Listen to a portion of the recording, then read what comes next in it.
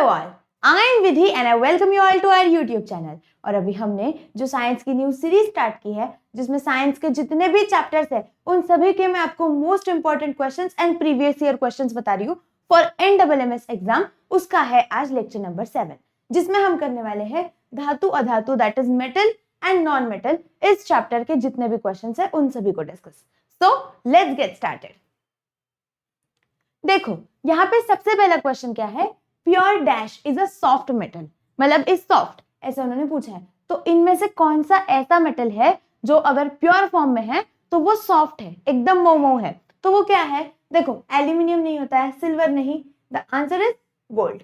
क्या है हमारा answer, gold, that is option number 3। क्योंकि गोल्ड इतना ज्यादा सॉफ्ट होता है कि मतलब आप सिर्फ 1 ग्राम गोल्ड से 1 किलोमीटर तक की लंबी लाइन बना सकते हो, वो इतना ज्यादा सॉफ्ट होता है।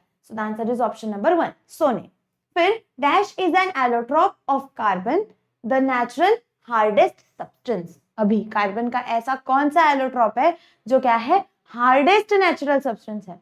तो the answer is option number 4 and that is diamond. Diamond क्या है, diamond is the hardest natural substance. आप मतलब जो डायमंड होता है ना, उसकी मदद से आप ग्लास वगैरह ये सारी चीजें कट कर सकते हो। It is very hard in nature. Okay, तो उसका आंसर है हीरा। Identify a historical place which is made from the carbon, silicon and phosphorus mixed in iron. तो देखो आयन के साथ जब carbon, silicon and phosphorus mix हो जाते हैं तो वो एक एलॉय बन जाता है, और उससे कौन सा मॉन्यूमेंट बना है, ऐसे उन्होंने पूछा है। So the answer is option number 3 and that is Qutub Minar. ये क्वेश्चन आई थिंक 2022-23 का जो पेपर था उसमें पूछा गया था। ओके, वो मैंने पेपर भी सॉल्व करवाया है। मैंने आप लोगों को एक साथ 4 पेपर्स जो थे वो चारों पेपर सॉल्व करवाए थे, और मतलब सारे क्वेश्चन डिटेल में सॉल्व करवाए मैंने। 35 क्वेश्चंस थे उसके अंदर, तो उसमें आपको ये क्वेश्चन मिल जाएगा। देखो ये उनके आंसर्स है। Next question is dash have properties which are intermediate between metals and non metals. मतलब ऐसी कौन सी चीज है जिनकी जो प्रॉपर्टीज होती है वो मेटल्स और नॉन मेटल्स इन दोनों के बीच में है। तो दैट इज योर मेटेलॉइड। क्या बोलते हैं हम उसे, मेटेलॉइड्स बोलते हैं। ओके, फिर उसके बाद majority of metals have up to dash electrons in their outermost shell. देखो जो मेटल्स होते हैं उनका जो आउटर मोस्ट शेल होता है उसके अंदर क्या होता है ना, उसके अंदर 1 से लेके 3 तक के वैलेंस इलेक्ट्रॉन्स होते हैं। देखो मैं यहाँ पे आपको लिख देती हूँ, मेटल्स के केस में मेटल्स के पास क्या होते हैं, 1 to 3 इलेक्ट्रॉन्स, कहाँ पे, इन वैलेंस शेल। ओके, वही नॉन मेटल्स जो होते हैं, नॉन मेटल्स के अंदर क्या होता है, नॉन मेटल्स के अंदर होते हैं 5 से लेके 7 electron in valence shell. Okay, उनके वैलेंस शेल में 5 से लेके 7 इलेक्ट्रॉन्स होते हैं। ओके, ठीक है। एंड तो यहाँ पे आंसर कितना रहेगा, option number 4 that is 3 electrons रहेंगे मेटल्स के केस में। ओके, उसके अलावा जो हमारा ये होता है नोबल गैसेस, नोबल गैसेस के अंदर कितने होते हैं, 8 इलेक्ट्रॉन्स होते हैं, और जो मेटेलॉइड्स होते हैं उनके अंदर 4 इलेक्ट्रॉन्स होते हैं। ओके, फिर उसके बाद carbon dioxide react with water and dash acid forms. जब कार्बन डाइऑक्साइड पानी के साथ रिएक्ट होता है तो वो क्या करता है, कार्बोनिक एसिड बनाता है। कौन सा बनाता है, कार्बोनिक एसिड। देखो अभी इसका आंसर आप थोड़ा सा लॉजिकली भी सोच सकते हो, कार्बन प्लस वाटर मिक्स हो रहा है, कार्बन डाइऑक्साइड प्लस वाटर, तो जो भी आंसर आएगा उसके अंदर क्या होना चाहिए, कार्बन रिलेटेड वर्ड होना चाहिए। अभी यहाँ पे ऑप्शंस में देखो, ऑप्शन नंबर 1 क्या है, कार्बोनिक एसिड, मतलब it is somewhere related to carbon. उसके अलावा हाइड्रोक्लोरिक, तो यहाँ पे क्या है, हाइड्रोजन एंड क्लोरीन है, तो वो तो नहीं आएगा। नाइट्रिक मतलब क्या, नाइट्रोजन से रिलेटेड है कुछ तो। एंड सल्फ्यूरिक मतलब सल्फर से रिलेटेड है। तो हमारा आंसर कितना आएगा, option number 1 that is carbonic. Okay, carbonic acid बनाता है। यहाँ पे इनके आंसर्स है। फिर उसके अलावा नेक्स्ट क्वेश्चन क्या है, arsenic, silicon are dash elements. Arsenic जो है, सिलिकॉन जो है, वो होते हैं हमारे मेटलॉइड्स, मतलब वो ना मेटल्स होते हैं ना नॉन मेटल होते हैं, वो क्या होता है इन दोनों के बीच में, and they are metalloids. Okay, फिर उसके बाद which of the following method is not useful to prevent corrosion of metals. अगर आपको करोजन ऑफ मेटल्स मतलब मेटल्स खराब होने से आपको क्या करना है, बचाना है, तो यहाँ पे दी हुई कौन सी मेथड यूज नहीं करते, ऐसे उन्होंने पूछा है। तो गैल्वेनाइजिंग तो हम करते हैं, गैल्वेनाइजिंग में हम क्या करते हैं, उसके अराउंड जिंक का कोटिंग करते हैं और फिर मेटल को क्या होता है, मतलब हम उसको करोजन से प्रिवेंट करते हैं। उसके अलावा मेटल कोटिंग, ये तो एक मेथड है।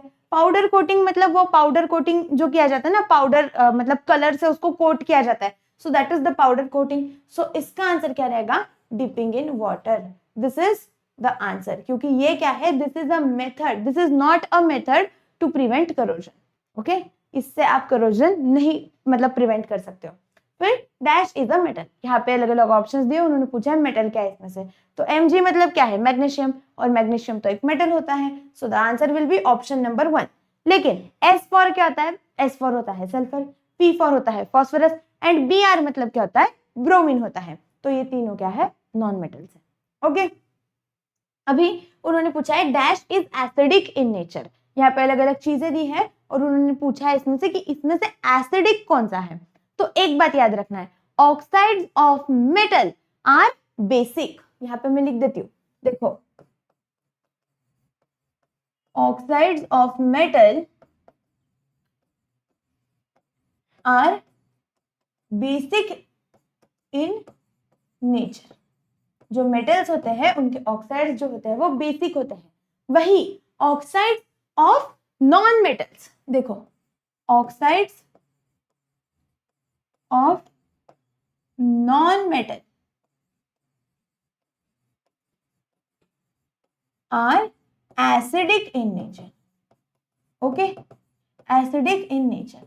अभी यहाँ पे उन्होंने क्या दिया है क्वेश्चन, देखो आपको पेपर में एग्जैक्ट क्वेश्चन अगर नहीं भी आता है तो आपको कैसा क्वेश्चन आएगा, यहाँ पे उन्होंने दिया है dash is acidic in nature, आपको पूछेंगे dash is basic in nature, तो आप उसका आंसर कर सकते हो, किसकी मदद से, इन दोनों स्टेटमेंट्स की मदद से।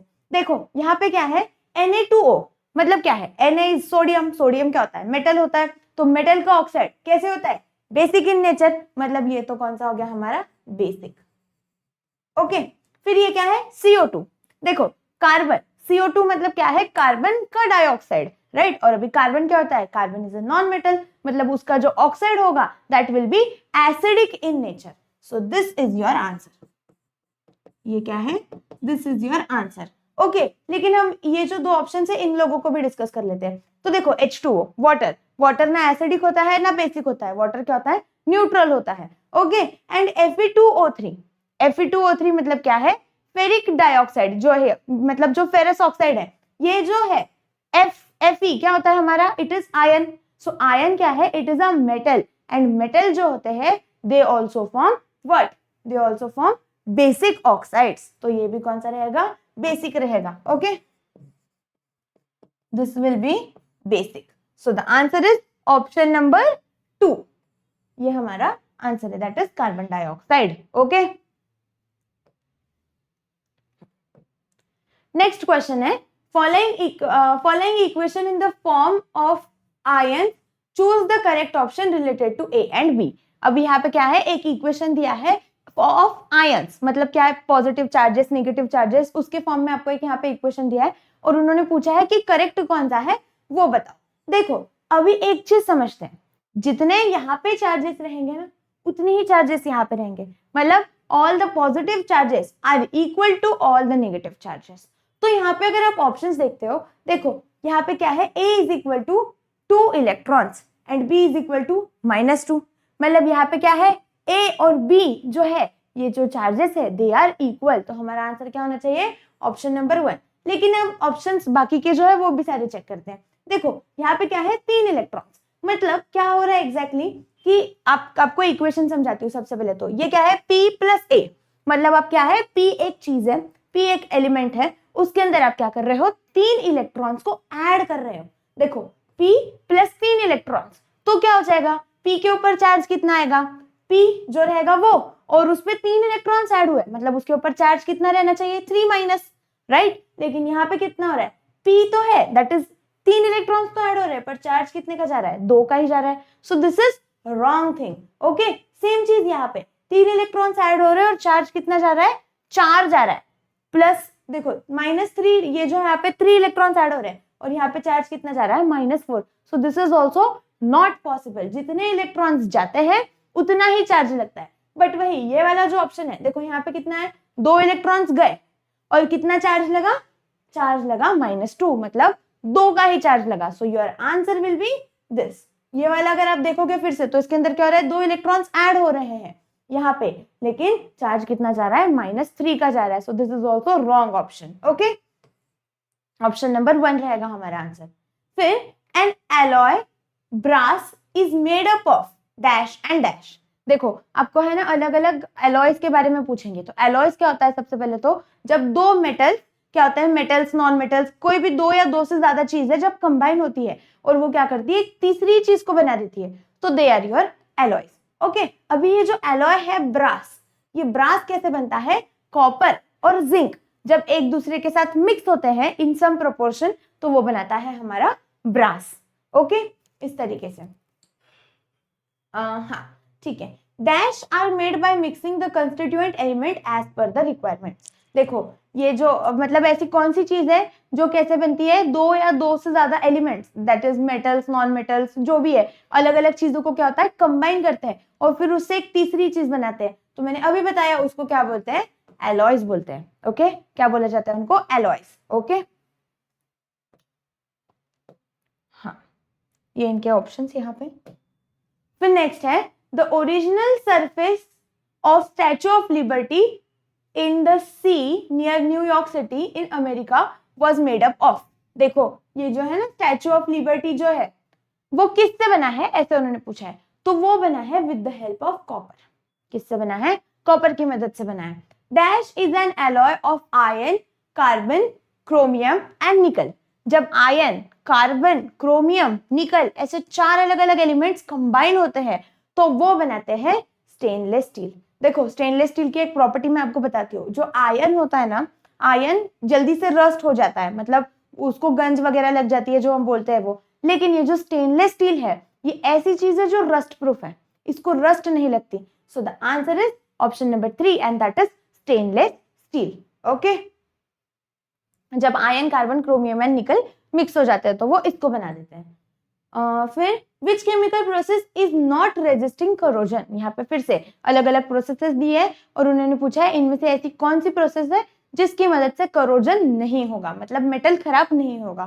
तो गैल्वेनाइजेशन, तो अगेन हमें पता है क्या करते हैं हम लोग, उस मेटल के अराउंड जिंक का कोटिंग करते हैं। टिनिंग, मतलब उस मेटल के अराउंड टिन का कोट किया जाता है। फिर उसके बाद powder coating, powder coating is also use to prevent corrosion. लेकिन ये क्या है, सैलिनेशन, मतलब उसको क्या किया है, सॉल्ट वाटर में उसको डिप किया जाता है। तो this is wrong. So answer is option number 4। Okay, salination is not used to resist corrosion. Okay, मतलब करोजन वो कंट्रोल नहीं कर पाता है। This is the answer. ठीक है, नेक्स्ट क्वेश्चन क्या है, identify the correct set of balanced chemical equation. Balanced chemical equation मतलब क्या होता है, सबसे पहले तो समझो, number of elements at the reactant is equal to number of elements at product. मतलब देखो एरो के जो पीछे वाली साइड होती है, इधर वाली, उसको क्या बोलते हैं, रिएक्टेंट्स बोलते हैं। वो क्या होता है, ऐसी चीजें होती है जो मिलके वो रिएक्ट करती है। और प्रोडक्ट मतलब क्या होता है, जब कोई चीजें मिल जाती है तो उससे क्या चीज बनेगी, दैट इज द प्रोडक्ट। मतलब एरो के इस साइड वाला पार्ट। ओके, ये वाला जो साइड होता है दिस इज योर रिएक्टेंट, और ये जो होता है this is your product. Okay, अभी देखो जब number of elements at reactants and number of elements at product ये दोनों चीजें इक्वल हो जाती है तो वो क्या करता है, that means that the equation is balanced. इसका मतलब क्या होता है कि इक्वेशन बैलेंस्ड है। अभी हम यहाँ पे चेक करते हैं, देखो यहाँ पे रिएक्टेंट्स में कार्बन कितने हैं हम काउंट करेंगे, तो कार्बन 1 है, 1 कार्बन, प्रोडक्ट में भी 1 कार्बन है। ओके, उसके अलावा ऑक्सीजन देखो कितने हैं, O2 में 2 ऑक्सीजन, H2O में 1 ऑक्सीजन, मतलब टोटल कितने हो गए, 3 ऑक्सीजन हो गए। और यहाँ पे भी 3 ऑक्सीजन है, ये भी 3 ऑक्सीजन है, मतलब क्या क्या बैलेंस हो गया, कार्बन भी बैलेंस हो गया, ऑक्सीजन भी बैलेंस हो गया। उसके अलावा H2 देखो हाइड्रोजन कितने हैं, 2 है रिएक्टेंट्स में, और प्रोडक्ट में हाइड्रोजन कितने हैं, यहाँ पे भी 2 है। मतलब फर्स्ट वाला ऑप्शन ही क्या है, it is the balanced chemical equation. लेकिन हम आगे का भी एक और ऑप्शन डिस्कस करते हैं सो दैट आपको डिफरेंशिएट पता चले कि बैलेंस इक्वेशन क्या होता है, अनबैलेंस क्या होता है, उस तरीके से। देखो यहाँ पे क्या है, S2SO2 है, ओके। ये जो 2 है वो S के लिए भी है एंड O2 के लिए भी है। तो यहाँ पे अगर आप चेक करोगे तो नंबर ऑफ S कितने हैं, देखो ये कितने हैं, 2 S है। रिएक्टेंट्स में कितने हैं, 2 सल्फर है, वही प्रोडक्ट के अंदर एक ही सल्फर है, ओके। मतलब ये तो ऑब्वियसली अनबैलेंस्ड है, लेकिन हम बाकी भी चीजें चेक करते हैं। देखो रिएक्टेंट्स में ऑक्सीजन कितने हैं, यहाँ पे ये 2 ऑक्सीजन, और ये टोटल बाहर भी और कितने हैं, और 2, मतलब ऑक्सीजन कितने हो गए, SO2 में ही 2SO2 में 4 ऑक्सीजन, और उसके अलावा ये वाला एक, मतलब कितने हो गए, 5 ऑक्सीजन हो गए। लेकिन यहाँ पे कितने हैं, 3 ही है। H2SO3 मतलब उसके अंदर कितने हैं, 3 ही है।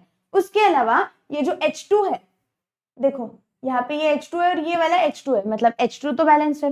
तो इसका मतलब क्या होता है कि जब तीनों भी चीजें बैलेंस्ड है, मतलब जैसे यहाँ पे सल्फर, ऑक्सीजन एंड हाइड्रोजन, तीनों चीजें, नंबर ऑफ रिएक्टेंट्स उतने जितने हैं उतने ही तीनों में नंबर ऑफ प्रोडक्शन होने चाहिए, तभी वो इक्वेशन जो होता है वो बैलेंस्ड होता है। यहाँ पे 2 हाइड्रोजन है, यहाँ पे भी 2 हाइड्रोजन है, तो बैलेंस हो गया, ऐसे नहीं होता है, ओके। फिर ये दोनों भी सेम क्या है, ये भी अनबैलेंस्ड है, क्योंकि हमारा आंसर तो एक ही आ सकता है, ऑप्शन नंबर 1। तो इस तरीके से। फिर उसके बाद the alloy bronze is made from dash and dash. अभी ये जो ब्रॉन्ज है वो किससे बनता है, कॉपर एंड टिन की मदद से। ब्रास किससे बनता है, copper and zinc, and bronze किससे बनता है, कॉपर एंड टिन। ये दोनों चीजों में कंफ्यूजन थोड़ा सा हो सकता है, तो इसके लिए इस पे थोड़ा सा ध्यान देना है, ओके। उसके अलावा 100% pure gold is dash gold. मतलब अगर कोई सोना 100% प्योर है वो क्या होता है, that is called as 24 carat का। मतलब हम बोलते हैं ना 24 कैरेट सोना है, दैट मीन्स कि वो 100% प्योर है, उसके अंदर कोई भी चीज मिक्स नहीं है। वही ये जो होता है ना, देखो यूजुअली हम जो गहने वगैरह पहनते हैं वो किसके पहनते हैं, 22 कैरेट गोल्ड के। तो 22 कैरेट गोल्ड मतलब कितना होता है, दैट इज 91.6% प्योर। 91.6 या 91.4 कुछ तो है। तो इतना अगर कोई गोल्ड प्योर है तो दैट इज योर 22 कैरेट का गोल्ड, ओके। तो 100% प्योर मतलब कौन सा, 24 कैरेट, और 24 कैरेट के ऊपर नहीं जाता है, ओके। 26 कैरेट कुछ चीज होती नहीं है, 23 carat is less than 100%, okay. फिर कॉपर कार्बोनेट और dash layer is formed by reaction of copper with carbon dioxide and moisture in the air. जब क्या होता है, जब हमारा कॉपर और कार्बन डाइऑक्साइड क्या होता है, ये दोनों रिएक्ट होते हैं किसके प्रेजेंस में, मॉइस्चर एंड ऑक्सीजन वगैरह के प्रेजेंस में, तो वो क्या करते हैं, एक ग्रीन कलर का लेयर फॉर्म कर देते हैं। जो करोजन होता है ना, कॉपर का अगर करोजन होता है तो वो ग्रीन कलर का होता है। वही जब आयन रिएक्ट होता है, आयन ऑक्सीजन वगैरह के साथ जब रिएक्ट होता है तो वो क्या करता है, एक रेड कलर का लेयर फॉर्म करता है, ओके। मतलब ये जो रेड कलर का बनेगा वो किसकी वजह से बनता है, आयन का बनता है, जब रस्टिंग ऑफ आयन होता है। और जब कॉपर किसके साथ रिएक्ट होता है, कार्बन डाइऑक्साइड के साथ, तो वो क्या बनाता है, ग्रीन कलर का लेयर, okay. Dash have a tendency to accept electrons in their valence shell to form negative charge ions called anions. देखो अभी इनमें से ऐसी कौन सी चीज है जो क्या करती है, इलेक्ट्रॉन्स को एक्सेप्ट करती है। तो इलेक्ट्रॉन्स को एक्सेप्ट कौन करता है, नॉन मेटल्स करते हैं, राइट। नॉन मेटल्स इलेक्ट्रॉन को एक्सेप्ट करके क्या करते हैं, अपने जो इलेक्ट्रॉन की डेफिशिएंसी है उसको फुलफिल कर लेते हैं। मतलब जितने, सपोज मुझे, मेरे पास एक इलेक्ट्रॉन की कमी है तो मैं क्या करूंगी, एक इलेक्ट्रॉन किसी से ले लूंगी, तो मैं कौन हूं, मैं हूं नॉन मेटल, इस तरीके से। फिर उसके बाद which of the following statement is incorrect about noble gases। Noble gases के बारे में कौन सा स्टेटमेंट इनकरेक्ट है, ऐसा उन्होंने पूछा है। तो they are found in nature in the form of elements, ये तो ट्रू है। नोबल गैसेस क्या होते हैं, एलिमेंट्स के फॉर्म में प्रेजेंट होते हैं। They are easily affected by air, water, acids and heat, ये रॉन्ग है। नोबल गैसेस को किसी से फर्क नहीं पड़ता है, उनके पास क्या है, देखो किसी भी चीज को 8 इलेक्ट्रॉन्स चाहिए होते हैं नोबल होने के लिए, मतलब खुश रहने के लिए, और उनके पास तो 8 इलेक्ट्रॉन्स हैं। तो उनका ऐसे होता है ना कि दुनिया में कुछ भी हो जाए, वहां पे मतलब पानी, हवा, गर्मी, किसी भी चीज से, हीट, किसी भी चीज से उनको कुछ फर्क नहीं पड़ता है। So noble gases are easily affected, तो ये रॉन्ग है। They are not affected by air, water, acids, heat, किसी भी चीज से उनको कुछ फर्क नहीं पड़ता है। Then they do not corrode at room temperature, ये तो करेक्ट है, रूम टेम्परेचर पे उनको कुछ फर्क नहीं पड़ता है, तो ये भी करेक्ट वाला स्टेटमेंट है। And they do not oxidise at room temperature, ये भी करेक्ट है। So which is the incorrect statement, गलत कौन सा है, option number 2 is the incorrect statement. Okay ठीक है, तो अभी यहाँ पे हमने ये जो चैप्टर था मेटल्स एंड नॉन मेटल्स, इसके जितने भी इंपॉर्टेंट क्वेश्चंस है उन सभी को डिस्कस कर लिया। अभी अगर आप लोगों को वीडियो अच्छा लगा है तो इसे लाइक करो, चैनल को सब्सक्राइब कर दो। एंड एक और चीज, कल हम करने वाले हैं ये जो चैप्टर मतलब साइंस के जितने भी टोटल चैप्टर्स है 19 चैप्टर्स, सभी का एक लाइव मैराथन जो कल शाम में शार्प 6 बजे स्टार्ट हो जाएगा, सैटरडे को स्टार्ट होने वाला है 6 PM। सो आप लोग उसको जल्दी से एनरोल कर लेना। तब तक के लिए मिलते हैं नेक्स्ट क्लास में।